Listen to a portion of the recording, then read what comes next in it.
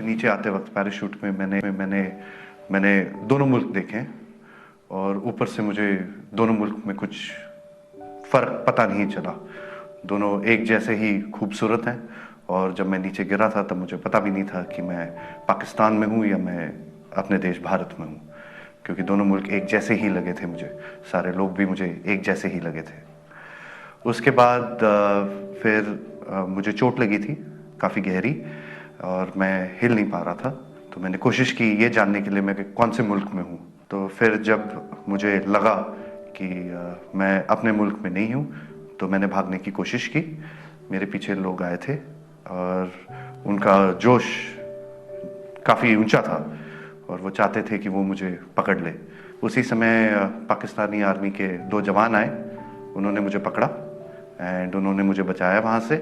एक पाकिस्तानी आर्मी के एक कप्तान थे, वो आए, उन्होंने मुझे ये इन लोगों से बचाया। फिर वो मुझे अपने यूनिट तक लेके गए जहाँ पे मुझे फर्स्ट एड दिया गया एंड फिर उसके बाद मुझे हॉस्पिटल ले जाया गया जहाँ पे मेरी जांच हुई और मुझे और एड दिया गया।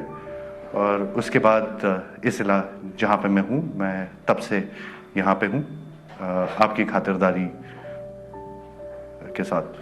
क्या हो रहा है कश्मीरी के साथ वो ना आपको पता है ना मुझे पता है। हमें थोड़ा सा शांति से सोचना चाहिए। I find the Pakistani army a very fine professional force and very chivalrous.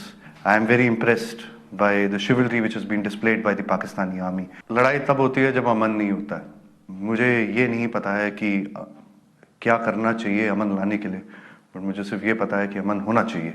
And I see no reason for us to continue with any kind of hostilities. मैं ये चाहता हूँ कि अमन रहे हमारे देश में और हम अमन में रह सकते हैं।